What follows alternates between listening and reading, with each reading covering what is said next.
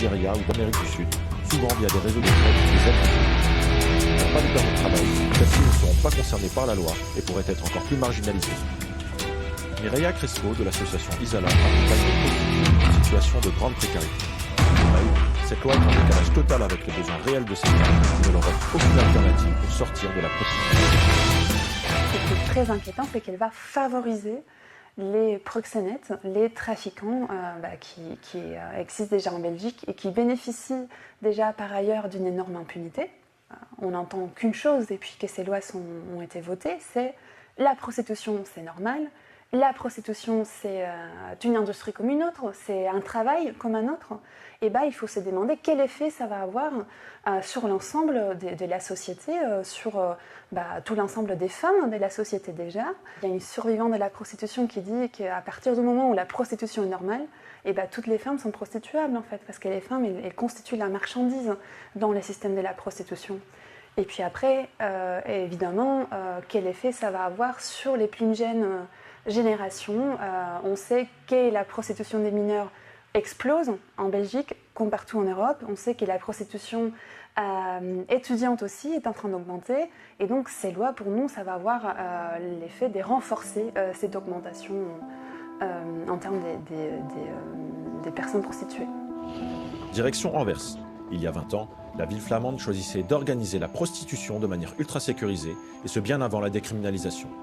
Un modèle basé sur une collaboration étroite entre la ville, la police, les associations et le secteur de la prostitution.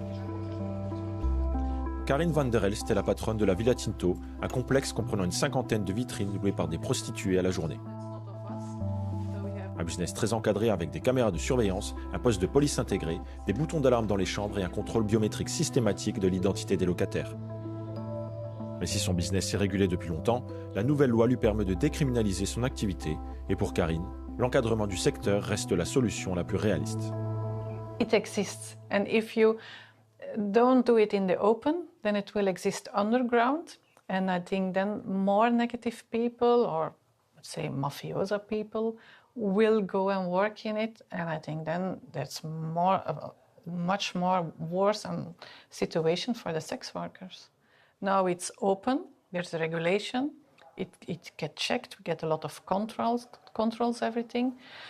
So I think that it's one of the best ways to work with it. Our view of intention of getting into the business has always been rent a working space to the sex worker, but what they do inside is not our business. We will check the regulations and everything, and to have a contract with them and to employ them, it's for me, I'm getting too much in their personal space because sex is something very personal, I think, and I wouldn't feel at ease with it. And the other reason also is that I think that sex workers have quite a free mind. They have a more independent mind, and that they want to decide when they work. They also want to decide where they go. If they hear the business is better in another country, they leave and they work there. If they make a lot of money, they take holiday and they enjoy their money, and then when the money is up, they come back. So I think it's difficult to put that in a contract or putting that in a way to work, on good terms. Il reste donc beaucoup d'interrogations autour de la nouvelle loi. Selon les experts, il faudra attendre plusieurs années avant de pouvoir en estimer les effets sur les conditions de vie des travailleuses du sexe.